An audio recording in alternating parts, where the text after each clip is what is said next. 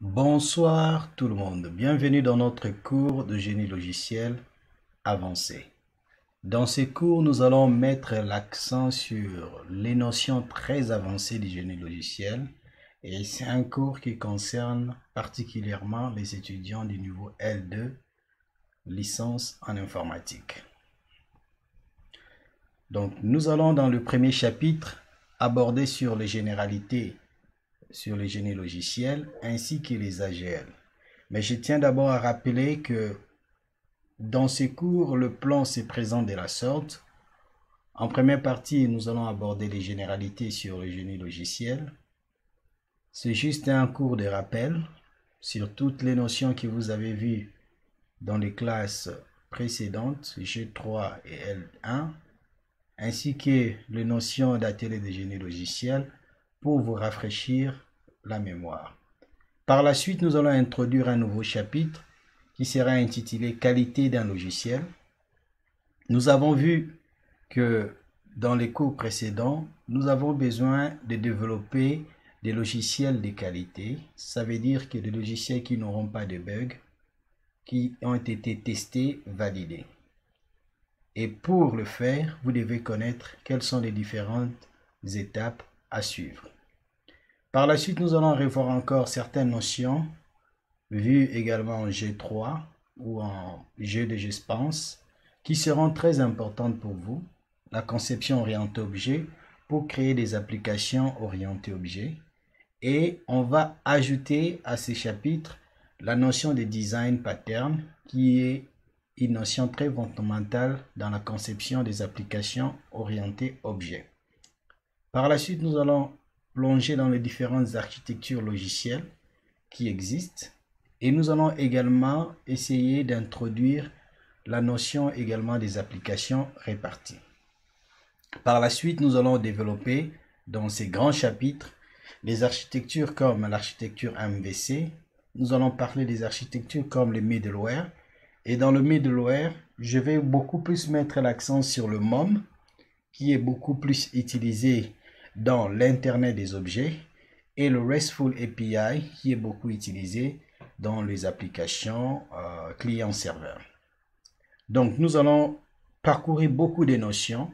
L'objectif est de vous donner plus de connaissances pour vous faciliter la tâche dans la réalisation de vos projets informatiques. Donc, commençons le premier chapitre. C'est juste une révision, donc je ne vais pas beaucoup m'attarder sur ces notions.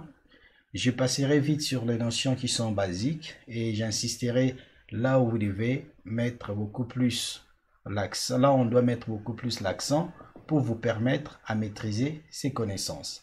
Donc, comme on avait déjà défini les années passées, le logiciel, c'est l'ensemble des programmes, des procédés, des règles et éventuellement de la documentation relatif au fonctionnement d'un ensemble de traitement de l'information. Donc, notre objectif, c'est de créer un logiciel. Un logiciel, c'est juste une solution informatique qui répond à un problème donné. D'accord? Nous voulons automatiser, par exemple, la production d'une entreprise. Nous avons besoin d'un logiciel qui va nous permettre de gérer les entrées et les sorties. D'accord? Ça peut être la gestion des stocks, ça peut être la gestion, par exemple, des ventes, des achats, ainsi que la gestion, par exemple, des livraisons. Donc, nous avons une chaîne logistique à mettre en place. Pour ne pas l'écrire sur des cahiers, nous avons besoin d'un logiciel. Mais pour concevoir des bons logiciels, le génie logiciel, c'est la discipline qui nous accompagne. D'accord? Il nous donne des théories fondamentales qui vont nous équiper pour nous permettre de concevoir des logiciels de qualité. Pour cela, le génie logiciel va mettre en place des méthodes, des approches, des formalismes, des techniques qui vont nous aider à bien concevoir. À côté du génie logiciel, nous aurons des logiciels qui vont nous aider à réaliser des grands projets, surtout dans des équipes allant de 2 à 1000 personnes. D'accord? Ces logiciels-là sont ce qu'on appelle les ateliers des génies logiciels. Donc, on le verra vers la fin. Donc, comment faire le logiciel? Ça, c'est des principes qu'on a déjà définis, des génies logiciels. Donc, je ne vais pas m'attarder là-dessus parce que vous le connaissez déjà. D'accord? Nous avons besoin des génies logiciels pour accueillir certains principes, d'accord, le savoir, la connaissance, et associé à cette connaissance une expérience, les savoir-faire, ça va nous aider à développer de bons logiciels. Donc, si le génie logiciel est l'art de produire de bons logiciels, il est nécessaire de fixer les critères de qualité d'un logiciel. D'accord? Un logiciel de qualité, c'est quoi? D'accord? On sépare deux parties. La partie utilisation et la partie maintenance. D'accord? Lorsque j'utilise le logiciel, est-ce qu'il y a des bugs ou pas? D'accord? Est-ce que ces bugs-là sont récurrents? Ces erreurs-là sont récurrentes ou pas? D'accord? J'essaie de définir mon logiciel quant à son utilisation, sa fonctionnalité ou des problèmes rencontrés. Dans le développement des logiciels, nous avons quelques activités que nous réalisons. D'accord? Parmi les activités réalisées, il y a l'analyse des besoins. Ça, c'est la partie la plus fondamentale. Vous ne pouvez pas concevoir un logiciel sans analyser d'abord le besoin. Tout système, lorsque vous voulez l'attaquer, le modéliser, vous devez vous poser de bonnes questions. Comprendre le système.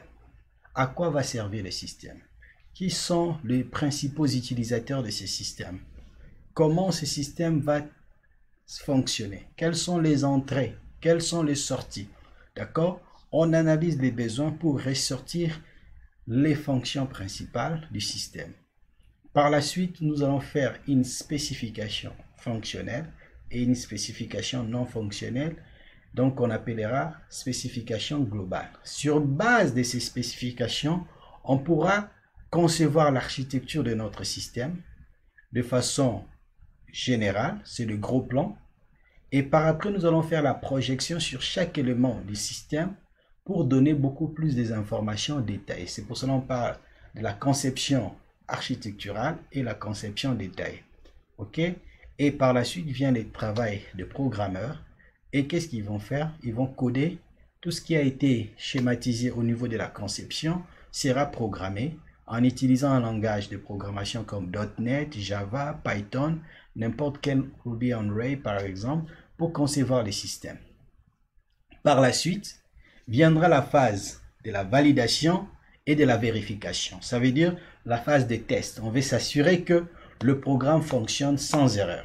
Et une fois nous avons la satisfaction que notre programme fonctionne sans erreur, nous pourrions par la suite intégrer cela dans un environnement de travail pour que les gens commencent à l'utiliser. C'est la phase de la configuration et de l'intégration. D'accord? Donc, si on regarde de près, nous avons un objectif, c'est de l'idée, amener le projet jusqu'au bout à la réalisation. Ça veut dire avoir un produit qui est le logiciel.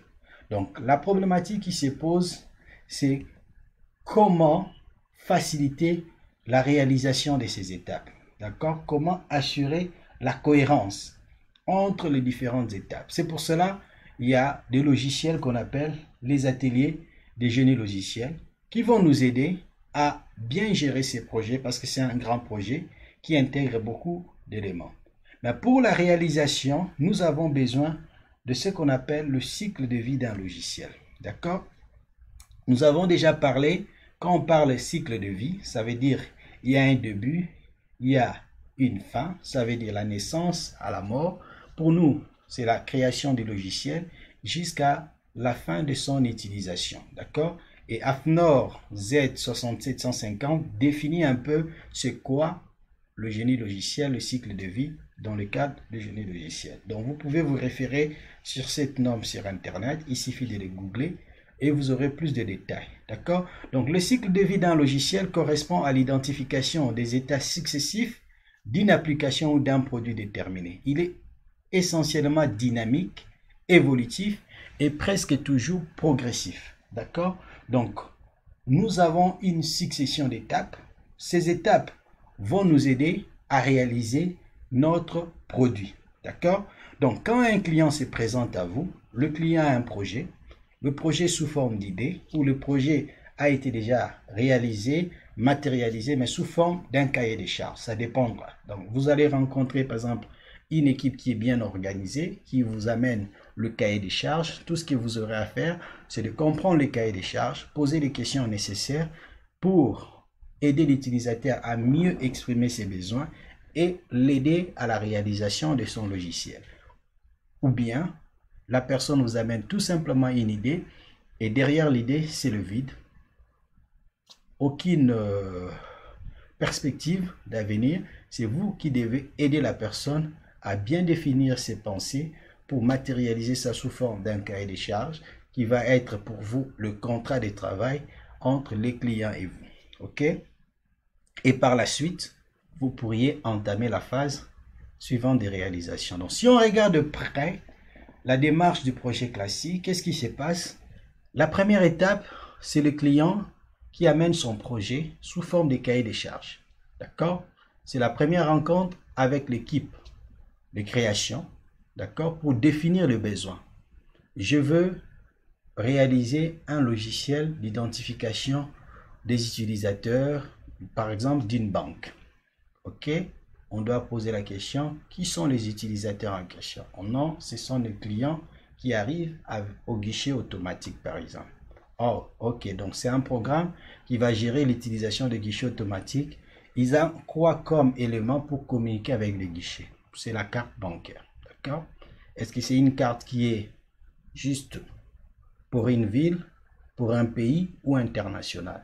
Non, c'est à l'utilisation nationale, pas internationale. Donc, on circonscrit le périmètre du projet. OK?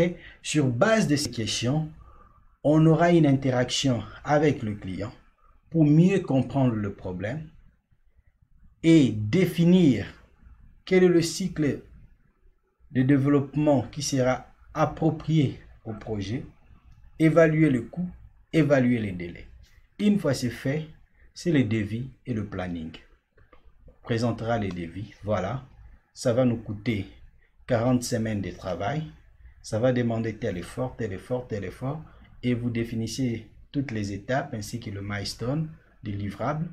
Et enfin, le client vous donnera son go. À partir du go, vous allez maintenant commencer à réaliser le projet. Cela se fera en deux phases. La première phase, c'est analyser l'existant. D'accord? S'il y a déjà un système opérationnel qui mérite d'être amélioré, vous allez regarder quelles sont les fonctions ajoutées. Ou carrément, une nouvelle fonction à créer. D'accord? Un nouveau programme. Vous faites l'analyse fonctionnelle complète et vous ressortissez les fonctions principales. Sur base de ces fonctions principales, vous allez maintenant commencer à spécifier le programme à développer. Voilà les fonctions que je vais développer. Voilà les fonctions que j'aurai ajoutées. Et voilà les différentes étapes à réaliser tout au long du projet, les déploiements, les tests, ainsi de suite. D'accord? Et la maintenance et la fin de projet. Donc, il y a plusieurs étapes lorsque vous réalisez les logiciels. Donc, essayez un peu de matérialiser ces projets. Donc, ce qui concerne le génie logiciel, c'est la même chose avec la gestion de tout projet. Dans tout projet, il y a toujours une phase d'analyse de besoins où on essaie de comprendre le projet et on passe à la phase de conception, l'implémentation et le déploiement. D'accord? Donc, vous aurez plusieurs approches à utiliser. Et l'approche classique qu'on avait déjà parlé, c'était la méthode en cascade. Donc, c'est une méthode qui est vraiment pour les entreprises de petite taille ou le projet en interne. Dans la méthode en cascade, chaque étape est séparée des autres. Il n'y a pas de collaboration directe. Donc, la sortie de la première étape servira d'entrée pour la deuxième étape.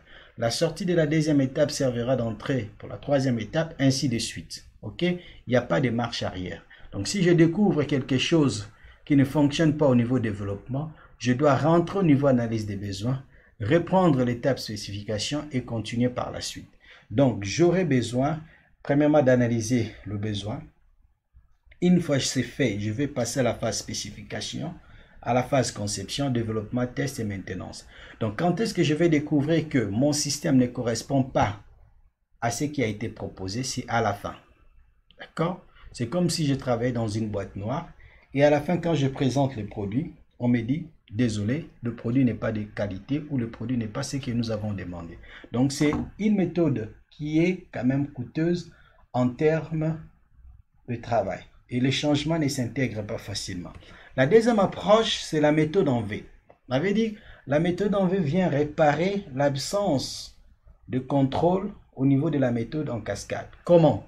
À chaque étape, on définit également quels sont les différents tests qui doivent être réalisés. Par exemple, au niveau expression de besoin, quels sont les tests? C'est l'acceptation du produit, l'exploitation. D'accord? Je dois définir, voilà, c'est un produit qui doit avoir telle fonction. La spécification, la conception, on définit la phase d'intégration. Le développement, c'est chaque fonction qui sera développée doit être testée pour s'assurer qu'il n'y a aucune erreur.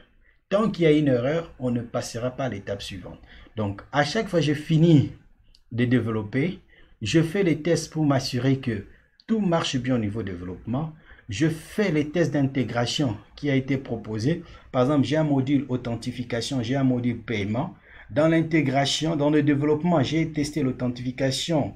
Le module tout seul, ça a bien marché. J'ai testé le module paiement tout seul, ça a marché. Et dans l'intégration, je dois faire un test. Si quelqu'un est authentifié, peut-il faire le paiement? Et si quelqu'un n'est pas authentifié, il ne doit pas faire le paiement. Donc, je fais ces tests d'intégration et les différents scénarios qui seront mis en place doivent être validés. Au cas où un scénario ne marche pas, je dois modifier mon programme pour que cela marche. Et je m'assure qu'il y a une totale intégration entre les différents composants. D'accord? Et par la suite, on va valider la spécification. Tout ce qui a été défini au niveau fonctionnel a été réalisé. Toutes les contraintes qui ont été soulevées ont été réalisées. Et l'analyse des besoins, on vérifie que le programme marche comme ça a été proposé. OK? Et là, nous avons la solution. Donc ça, ce sont toujours des méthodes qui sont quand même coûteuses en termes de changement. D'accord? Ça nous demandera beaucoup de temps, mais on peut toujours les utiliser si le projet n'est pas assez grand. Si le projet est grand, ça veut dire qu'il faut passer 3 mois dans la phase d'analyse des besoins ou 2 mois. Vous passez 2 mois dans la phase conception. Vous passez 6 mois ou 9 mois dans l'implémentation. Et après une année, vous découvrez que vous avez mal défini le besoin. Et vous devez revenir en arrière, tout changer, chambouler tout. C'est ce qui est coûteux en termes de performance. Mais vous pouvez éviter cela avec la méthode que nous allons aborder tout à l'heure. D'accord? Donc, dans le principe des cycles de vie des logiciels, donc lorsque vous faites la première phase qui est la phase préliminaire, dans cette phase, vous faites la rédaction du cahier des charges et vous faites l'appel d'offres. Les entreprises qui vont soumettre leurs propositions seront retenues. Le meilleur d'entre eux, selon ce que vous aurez à faire comme étant critère de sélection, recevra son contrat. Une fois le contrat établi, maintenant, c'est la phase planification où on doit planifier les projets.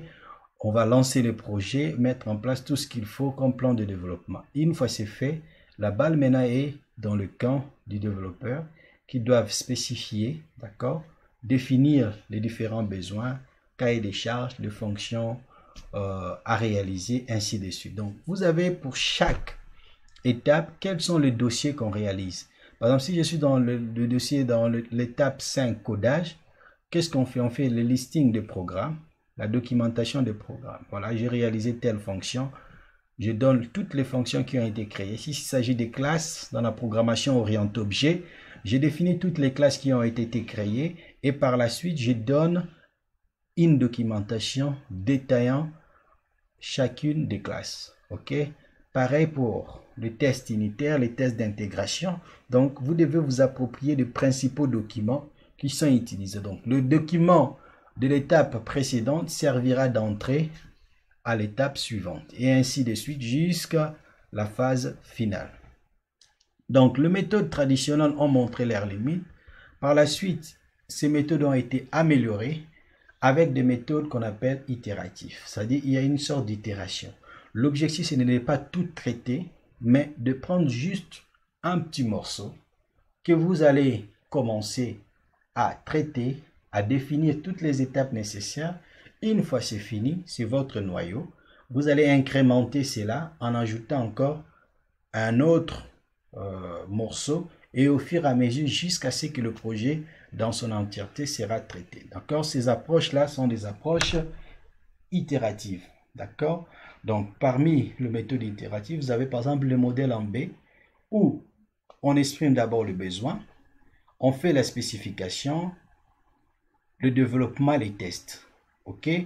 Au cas où ça ne répond pas, on évalue, on reprend encore l'expression de besoin, on spécifie et on tourne jusqu'à ce que le modèle va marcher. Et si ça ne marche pas, vous allez rester dans la phase amélioration jusqu'à ce que ça marche, d'accord? Donc, dans le modèle itératif, qu'est-ce qu'on remarque? C'est un modèle qui nous donne beaucoup plus de marge de manœuvre en ce qui concerne la gestion des risques. Okay? Pour passer à l'étape suivante, nous devons nous assurer que les risques pouvant être rencontrés à l'étape suivante seront résolus. Sinon, ça va nous servir d'obstacle. Par exemple, je n'ai pas assez de ressources pour développer mon projet, même si j'ai bien fait l'analyse des besoins, j'ai bien fait la conception, mais je n'ai pas des ingénieurs qualifiés en Java pour développer des systèmes, ça sera un risque. Le projet ne va pas aboutir. D'où le modèle avec itération intègre la notion de risque à la fin de chaque étape pour évaluer la continuité du projet. Il y a 4 phases principales. La première, c'est la détermination des objectifs, des alternatives et des contraintes. La deuxième, c'est l'analyse du risque, l'évaluation des alternatives. Troisième, c'est le développement et vérification de la solution retenue. Et enfin, quatrième, revue de résultats et vérification du cycle suivant. D'accord? Pour passer à l'étape suivante, nous devons d'abord valider ce qui a été fait avant, puis dire voilà, nous pouvons passer à l'étape suivante. Ok, donc on peut avoir un petit tableau sur les avantages et les inconvénients. Donc vous avez déjà vu ça. Ce que je peux retenir, c'est dans la dernière ligne au niveau risque, refus de recettes utilisateur. Il se pourrait que, après avoir développé votre solution avec la méthode en cascade, vous arrivez à un problème sérieux à la fin. L'utilisateur n'est pas satisfait du produit. Pourquoi? Parce que ce que vous avez proposé ne correspond pas à ce que le client voulait avoir comme solution. D'accord? D'où vous devez tout refaire. Sachant que la méthode en cascade cause beaucoup de problèmes, vous allez reprendre encore l'analyse des besoins et le projet sera coûteux en termes de temps et de budget.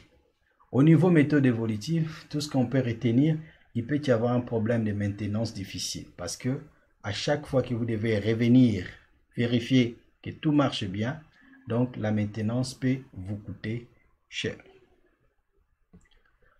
Maintenant, les méthodes que nous allons nous intéresser, ce sont les méthodes dites agiles. D'accord? Ce sont des méthodes qui essaient un peu de simplifier les choses pour la simple raison que quand on a une approche qui est simplifiée, c'est facile aussi d'aboutir au résultat que d'avoir une approche qui est rigoureuse et beaucoup de documentation, mais peu de codage. D'accord? Qu'est-ce qui nous intéresse au finish? Ce n'est pas la documentation, c'est le produit. D'accord? Donc, les méthodes agiles vont réorienter les objectifs. Nous ne sommes pas là pour la documentation, nous sommes là pour le produit, le logiciel. Donc, il faut que notre attention soit sur le logiciel. Nous sommes là pas pour le contrat, nous sommes là pour développer la relation avec les clients. Parce qu'un client qui est satisfait va revenir pour un autre projet et ainsi de suite. Vous allez fidéliser votre clientèle. Donc, les méthodes agiles vont nous aider énormément. Donc, agile, c'est une approche réactive et itérative en même temps d'organisation du travail. Donc, focalisé sur la fonctionnalité et la satisfaction du client. D'accord? C'est construit en adéquation avec les capacités et les limites humaines. Donc, on essaye de donner le meilleur au client. D'accord? Les meilleures idées ne viennent pas forcément au début du projet. Parce qu'on peut dire, voilà, j'ai besoin de réaliser une voiture électrique. Après, on dit, oh, c'était pas la voiture électrique, c'est la voiture, par exemple, avec l'hydrogène. OK? Et on change. Et on change, et on change, et à la fin, on veut tout simplement avoir une voiture sophistiquée. D'accord? Ce qui est proposé à la fin n'est pas ce qui était proposé au départ. Donc, il faut que l'équipe de travail soit prête au changement. D'accord? Il est plus facile de construire par étapes que tout imaginer dès le début. Donc, les besoins peuvent évoluer pendant le projet. Le formalisme n'est pas naturel. Chiffrage et reste à faire sont difficiles à évaluer. C'est ce qui est souvent dans la méthode agile parce que vous avez le projet qui est réalisé, mais vous ne savez pas quand vous allez atteindre l'objectif final. Donc, le méthode agile joue un peu le juste milieu. Le méthode classique que nous connaissons tous, c'est peu réactif parce que on n'intervient pas souvent. On intervient dans la phase d'analyse de besoins avec les clients, validation des cahiers des charges. Pouf, les clients s'éclipsent et vous construisez vos projets. À la fin, il réapparaît, vous le présentez, il n'est pas content. D'accord? Des méthodes très réactives où on intervient beaucoup, mais peu focalisé, aucune maîtrise, absence de méthode, ce n'est pas aussi bon. D'accord? Parce que quand on n'a pas de rigueur, on n'a pas de méthode, on ne peut pas bien agir. D'où la méthode agile, il faut essayer un peu de balancer les deux. D'accord? Et dans la méthode agile, il y a plusieurs méthodes. Il y a Scrum par exemple, c'est une des méthodes la plus utilisée. Je vous conseille de vous plonger dedans. Je vais juste présenter quelques lignes dans ce cours. Il y a l'extreme programming, les XP, qui est beaucoup utilisé également. Nous allons présenter les XP. Il y a DSDM, il y a le Crystal Approach. Il y a beaucoup de méthodes, Lean, ainsi de suite. D'accord? Essayez un peu de vous documenter là-dessus. Vous allez découvrir qu'il y a plusieurs approches. Mais j'insisterai sur la méthode Scrum, qui est une des méthodes la plus utilisée. Il y a même un certificat pour le Scrum. Donc, essayez d'apprendre cette méthode et vous ne serez pas dessus. Il y a le manifeste agile. D'accord? Une méthode est agile lorsque au moins les 4 points ci-dessus sont repris. D'accord? Quels sont les 4 points? Le premier point, on met beaucoup plus l'accent sur les personnes et les interactions. D'accord? Il faut qu'il y ait échange, communication. Ce n'est pas le processus et les outils. D'accord? Le processus, c'est quand tu veux faire ça, il faut voir telle personne va valider à telle personne, il y a un workflow et on est obligé de suivre ces workflows-là. Et les outils, les logiciels à utiliser, ainsi de suite. Non, ici, ce sont les personnes et les interactions. On met beaucoup plus l'accent. Deuxièmement, le produit opérationnel. On veut un produit qui fonctionne, qui marche. Un logiciel n'est pas théorique sur papier. Logiciel, vous avez installé sur votre ordinateur, sur votre smartphone ou bien sur votre maison, comment on peut appeler domotique, de maison intelligente, et ça marche, d'accord? Un produit opérationnel, plutôt que des documentations exhaustives. Donc, vous aurez besoin de mettre de l'accent sur le produit opérationnel. La collaboration avec les clients, plutôt que la négociation d'un contrat. Donc, on insiste sur la relation avec le client. Dans la méthode traditionnelle, le client n'intervient qu'au début. L'analyse des besoins, peut-être dans la spécification du projet et s'évapore. Mais ici, non. Le client est dans l'équipe de travail, il intervient, il participe, il oriente, il décide, il exclut, il ajoute, il améliore, jusqu'à ce que le produit sera totalement fini et on livre ça à l'entreprise. D'accord?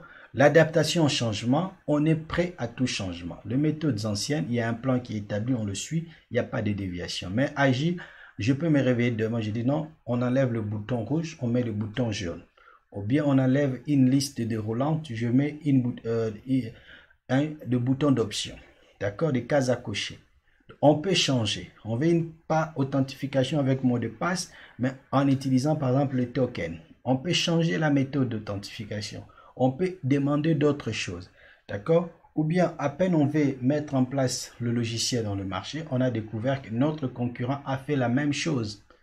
Si on se lance avec le même produit, il n'y aura pas de valeur ajoutée. Il faut ajouter quelque chose d'autre pour dire que nous avons quelque chose plus X. D'accord? Ça, c'est l'esprit de changement qui s'installe dans le développement agile.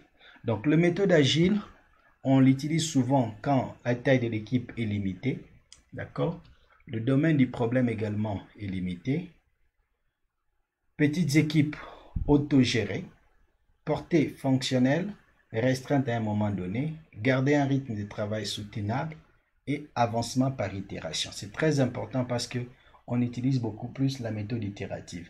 Dans les anciennes méthodes, qu'est-ce qu'on faisait?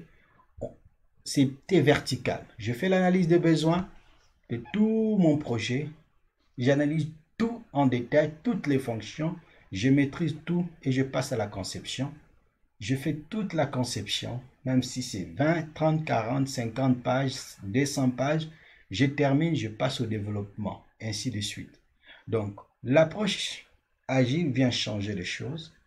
On ne le fait plus pour tous les projets, mais on le fait juste pour un morceau. D'accord? Comment? Donc, vous avez les mêmes étapes que vous avez auparavant, mais c'est segmenté. La première itération, on fera juste un module, par exemple l'authentification, on va analyser, on va concevoir le nécessaire, on va implémenter, on va tester. Une fois c'est fait, nous passons au deuxième module qui est la deuxième itération, ainsi de suite. Et jusqu'à la dernière itération. Chaque itération peut prendre 2 à 4 semaines. D'accord? Ça dépend de votre rythme de travail et le niveau d'expérience des ingénieurs. Donc ici, l'avantage, à la différence ici, au lieu de tout analyser, de tout concevoir, développer et tout, non, on segmente en partie. Je prends juste un module, j'ai l'analyse et termine. Une fois c'est validé, on prend le prochain. C'est pour cela que vous regarderez souvent dans les méthodes agiles, nous avons des tableaux qu'on appelle des backlogs où on a mis des papiers. Sur chaque papier, on a écrit des différentes fonctions à réaliser. D'accord? Donc, lorsque vous êtes dans les sprints, vous prenez votre papier et vous dites non, c'est la connexion à la base de données. Vous analysez, vous allez concevoir, vous allez implémenter, vous allez tester, ça marche et vous passez au suivant. C'est quoi? C'est lister tous les utilisateurs. Comment on va lister cela? Voilà, voilà, voilà, voilà. Et vous allez réaliser étape par étape jusqu'à la fin. D'accord? Donc là, vous avez une solution qui va marcher. D'accord? Donc, les solutions agiles sont toujours focalisées sur le produit final. OK? Donc, on focalise ça sur le produit final. Une vision commune pour l'équipe, la satisfaction des clients. On vise à ce que les clients puissent dire, voilà, ce que j'avais demandé, je l'ai retrouvé. Donc, on découpe le projet autrement. Le projet n'est plus un grand projet, mais c'est le projet orienté fonction. D'accord? On découpe ça en morceaux et chaque morceau représente une fonctionnalité à développer. On peut découper des projets, on retrouve par exemple 100, 150 fonctions à développer, voire même 5 ou 10, tout dépend de la taille de votre projet. Et on organise chaque fonction sous forme de cycles. Comme ça, ces cycles-là, on appellera ça des itérations. D'accord? Et le méthode agile, on vise la collaboration avec les clients. On veut instaurer une relation de confiance avec les clients pour éviter les effets pervers d'un contrat. D'accord? À la fin, le client n'est pas satisfait, ça veut dire qu'il va vous poursuivre ou il va se retirer. Les méthodes sont adaptables. Ça veut dire quoi? Réactives aux nouveaux besoins. Dès qu'il y a un besoin qui se présente, voilà, je veux que vous changez la méthode d'authentification. On doit répondre aussitôt. On ne doit pas attendre longtemps pour réagir. D'accord? Réceptive aux nouvelles solutions. D'accord? Les solutions nouvelles qui doivent être ajoutées seront aussi intégrées facilement. Donc, les méthodes agiles vont faciliter les choses. D'accord? Il y a des itérations qui seront courtes et qui vont permettre de changer de direction sans laisser les éléments à moitié faits. D'accord? On est toujours à l'écoute du besoin des clients pour orienter les projets selon les directives proposées par les clients. Donc, dans la phase planification, on estime les charges nécessaires à réaliser et les itérations vont nous aider à bien estimer cela. D'accord? Parce que l'estimation, c'est toujours une étape qui est quand même difficile parce que vous ne savez pas quand est-ce que vraiment le projet va être terminé. Mais lorsqu'on découpe sous forme d'itération, on sait chaque itération, on a au moins 2 semaines, on a 10 fonctions, 10 fois 2 semaines, on aura à peu près 20 semaines comme ça de travail. OK? On est plus précis sur les petites tâches, de feedback très rapide, plus facile à adapter face aux dérives surprises. Donc nous allons essayer un peu de parler juste de 2 méthodes pour aujourd'hui. La méthode Scrum et la méthode XP. Comment ces 2 méthodes nous aident à réaliser le développement avec Agile. Donc si vous êtes dans une société, le start-up ou bien les grandes entreprises comme Microsoft ou ailleurs, selon l'équipe de projet dans laquelle vous vous trouvez, vous pouvez vous organiser en utilisant la méthode Agile, par exemple la méthode Scrum. D'accord? Si vous utilisez Scrum, c'est juste un ensemble de principes à suivre. D'accord? C'est pas compliqué. Un ensemble de principes à suivre et ces principes-là vont être définis comme ci. D'accord? L'objectif est de produire le maximum de valeur pour le minimum de coûts. D'accord? On veut réaliser des bons produits avec peu de ressources. On doit capturer les besoins dans des documents qu'on appellera les backlogs des produits. D'accord? On a des morceaux de papier, on va avoir un tableau, on écrit les différentes fonctions, les différents besoins. Par exemple, quel besoin? Un besoin, par exemple, c'est de transférer les fichiers de différents serveurs chaque jour. D'accord? Par exemple, une banque doit transférer les fichiers, les rapports journaliers chaque jour. D'accord? Ça, c'est une des fonctions à réaliser. Maintenant, si vous avez 10, 15, 20 backlogs, vous devez essayer de le prioriser pour dire qui sera traité en premier et qui sera traité en dernier. D'accord? Vous n'allez pas seulement prendre.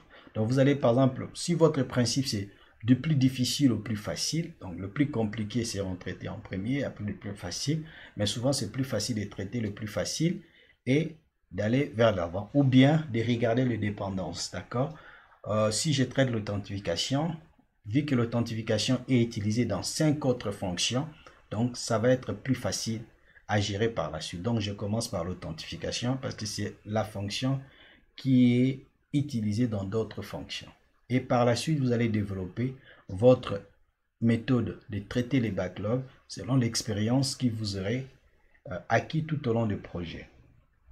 Donc le cycle de développement dans le Scrum prend à peu près 2 à 4 semaines. Donc lorsque vous fixez par exemple un objectif de 2 semaines, ça veut dire chaque 2 semaines, vous êtes sûr que vous allez finir une fonction. D'accord? Ce n'est pas 3 semaines, mais 2 semaines. Donc vous découpez les fonctions de telle sorte que vous ne dépassez pas ces deux-là. D'accord? Et chaque jour, vous aurez des réunions. Ces réunions-là, on utilise les mots techniques mêlés quotidiennes, ça, parce que le principe des Scrum vient du football américain, le baseball, et on utilise des réunions en groupe pour essayer de discuter sur ce qui ne va pas et ce qu'il faut faire. D'accord?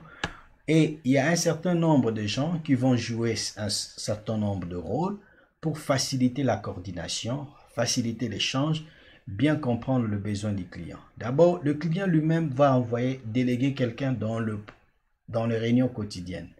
Donc, cette personne sera désignée par Product Owner. D'accord? C'est le propriétaire du projet. D'accord? Celui qui porte la vision globale du produit. Il connaît le produit, les détails du produit. Qu'est-ce qu'il veut? C'est lui qui gère le backlog du produit. D'accord? C'est lui qui définit les priorités. Nous avons besoin d'avoir de tel module qui soit développé en premier, puis viendra les autres. D'accord? C'est lui qui accepte ou rejette les livrables. Donc, lorsque vous avez développé après 2 semaines et vous avez le premier produit, c'est lui qui va tester, vérifier, valider que c'est bon ou c'est mauvais. D'accord?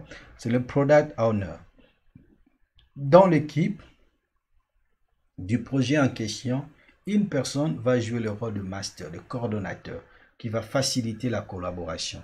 Donc, il va veiller au bon fonctionnement de l'équipe, enlever les obstacles. Il est le gardien des pratiques des Scrum. C'est le serviteur de l'équipe, le facilitateur. Ce n'est pas le chef des projets, c'est juste pour faciliter la coordination du projet. Donc, cette personne, on l'appellera Scrum Master. D'accord? Et dans la méthode Scrum, l'équipe, souvent, c'est compris entre 5 à 9 personnes.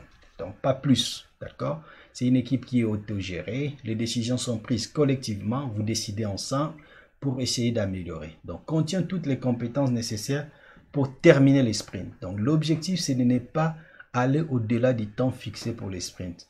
Un sprint de 2 semaines, c'est 2 semaines, ce n'est pas 5 mois, ce n'est pas 6 mois. Sinon, le projet ne sera pas respecté. D'accord? Et dès qu'on définit quelque chose pendant les sprints, on le fait jusqu'au bout. D'accord? Donc, chaque jour, il y aura des réunions. Et dans ces réunions, qu'est-ce qui va se faire? Il y aura 15 minutes tous les jours. Et souvent, on posera des questions basiques. vous allez vous mettre debout et discuter ensemble. Je vais dire qu'est-ce que j'ai fait hier. Par exemple, hier, j'ai développé un module d'intégration, par exemple, de Joomla dans notre plateforme de e-learning. OK? Et aujourd'hui, je compte connecter cela à la base de données MySQL pour le sauvegarde des informations. Et quelles sont les difficultés que j'ai rencontrées? Par exemple, je devais comprendre un peu Joomla, quelle est l'architecture qui est derrière Joomla, est-ce que c'est MVC, quel est le langage de programmation, est-ce que c'est Java, parce que je suis familier avec PHP, donc c'est ce qui a fait que je suis un peu en train d'apprendre le langage Java, son utilisation dans Joomla. OK? Et l'autre personne aussi va parler jusqu'à la fin, et comme ça, tout le monde saura qu'est-ce que vous êtes en train de faire. Et s'il y a des difficultés, vous pourriez aider la personne qui a des difficultés. Et à chaque fois que le backlog évolue, vous enlevez dans le tableau ce qui a été déjà fait. Vous mettez ça dans la colonne réalisé. En cours de réalisation, c'est ce que vous n'avez pas encore fini, vous êtes en train de développer. Et ce qui n'est pas encore touché, c'est la phase initiale. Donc, vous avez 3 colonnes, d'accord, à faire en cours de réalisation et réaliser. D'accord? Donc, ça vous donnera l'idée de votre backlog.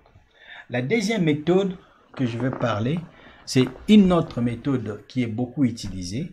C'est le Stream Programming, XP. D'accord? Cette méthode est connue beaucoup plus parce que c'est basé sur un certain nombre de valeurs, d'accord, de principes et de pratiques. Et l'une des méthodes la plus utilisée, c'est les Test Driving Approach, d'accord, les TDD, où on s'est dit que tout ce qu'on fait doit être basé sur la validation, d'accord. Par exemple, j'ai une fonction somme que je dois créer. La première des choses, je crée une fonction qui va simuler le test de ma fonction. Par exemple, si je donne 2 plus 2, il doit me renvoyer 4. Si je donne 2 plus 3, il doit me renvoyer 5. Si je donne 2 moins 3, il doit me renvoyer moins 1. Donc, je définis d'abord les différentes valeurs d'entrée et de sortie. D'accord? Et par la suite, je définis ma fonction. Là, je suis sûr que à chaque fois que je développe une fonction, j'ai toujours une fonction de test unitaire qui est à côté pour valider la fonction réalisée. Et cela va m'éviter à la fin d'avoir de bugs. OK? Donc, c'est la méthode qui demande beaucoup de communication entre les membres de l'équipe. Donc, il y aura une forte collaboration. OK? Et c'est la méthode qui va demander beaucoup de communication verbale, facilitée par la colocalisation de l'équipe. C'est une méthode qui demande aussi de la simplicité. Donc, on cherche la solution la plus simple qui convient au problème du jour. C'est-à-dire, on fait du refactoring. Hein. Ce n'est pas un échec, mais c'est une étape normale. Essayer un peu de changer de choses. Quelque chose qui a été déjà développé, je le prends, je l'adapte, j'enlève un peu ce qui ne doit pas être enlevé. Même quand vous regardez certains cours, on adapte ce qui était déjà là. Pourquoi on fait du refactoring? Ce n'est pas un échec, mais c'est une étape normale. Oui? L'objectif, c'est d'atteindre le résultat. OK? Donc, c'est une méthode basée aussi sur le feedback. Parce que vous créez des fonctions, vous faites des tests unitaires, vous faites des tests pour vérifier que ça marche bien. Et en collaboration avec les clients, vous essayez de discuter, passer en revue tout ce qui a été fait pour avoir le feedback des clients. Avec l'équipe, il y a une communication qui est continuelle. Donc, ça va faciliter. Donc, c'est une méthode qui demande beaucoup de courage. Hein? Pourquoi nous devons nous attaquer au problème tout de suite, d'appliquer les valeurs de XP et de jeter du code lorsque nécessaire. D'accord? Quand on trouve que ce n'est pas bon, on change, on passe à l'étape suivante. Donc, c'est une méthode aussi qui demande beaucoup de respect parce que tout le monde de l'équipe apporte quelque chose. Peu importe leur expérience, on ne dégrade personne. C'est une méthode qui, en pratique, fait du pair programming. Du pair programming, ça veut dire on met toujours les gens en binôme, 2 à 2. D'accord? Il y a des sociétés qui l'appliquent. Donc, vous avez toujours quelqu'un qui programme et quelqu'un qui vérifie ce qu'il a fait. D'accord? Donc, j'ai toujours quelqu'un qui valide mon code. Tout ce que j'ai fait, tout ce que A fait, B valide cela. Tout ce que B fait, C valide cela. D'accord? À chaque programmeur, il y a toujours quelqu'un qui valide son code. pour s'assurer qu'il n'a pas commis des erreurs. OK? Donc, le pair programming partage des idées, de bonnes pratiques, partage des expériences, partage des compétences. Donc, le code appartient à tout le monde. Tout ce que je crée, tout le monde peut passer ça en revue, vérifier si ça marche bien ou pas. D'accord? Utilisant un certain nombre de programmes. Donc, c'est une méthode qui utilise beaucoup les tests unitaires. D'accord? Le test unitaire, je reviendrai sur ça dans le chapitre 2 où on parlera de la qualité d'un logiciel. Parce que vous devez comprendre les différents tests d'intégration, les tests unitaires, tout ça, le modèle Test Driven Development dans les TDD, vous devez le comprendre. Donc, l'objectif ici, c'est de vous équiper. Donc, vous avez le choix d'utiliser l'approche Scrum ou bien l'approche XP. Mais il n'y a pas que ces deux méthodes agiles, il y en a plusieurs. Donc, vous pouvez vous informer davantage pour l'utiliser. Donc, ce que nous pouvons retenir dans la première partie de ces cours, nous avons essayé de parcourir le génie logiciel en général, définir c'est quoi le génie logiciel, ces disciplines qui nous aident à concevoir de bons logiciels, d'accord? Le cycle de vie du logiciel, d'accord? De l'analyse des besoins jusqu'à la phase d'exploitation du logiciel, jusqu'à sa mise en quarantaine. C'est une expression qui est très intéressante, mise en quarantaine, on ne l'utilise plus. Et également, les différentes méthodes de cycle de vie, comme l'approche en cascade, en V, qui sont les méthodes traditionnelles qui marchent bien pour de petits projets. Mais lorsque nous avons des grands projets, passer du temps, 6 mois juste pour faire la conception, c'est trop. Parce que si vous arrivez 2 ans après à retrouver que ça ne marche pas, vous devez tout refaire. C'est pour cela que nous devons segmenter cela en des itérations et appliquer la méthode agile. D'accord? Et dans la méthode agile, la façon de travailler, on peut utiliser l'approche Scrum qui nous aide à mieux aussi utiliser le Scrum. Donc, connectez-vous sur YouTube, tapez Scrum et suivez quelques documentations. Et il y a aussi la méthode XP. Donc, je vous donne la possibilité d'aller en ligne, de vous informer davantage et pour comprendre la différence entre XP et Scrum. D'accord? Et dans le cours, peut-être nous aurons aussi à faire certains TP qui vont nous aider aussi à bien appréhender cela. Donc, je vous souhaite bon courage, à nous revoir à bientôt pour le prochain chapitre.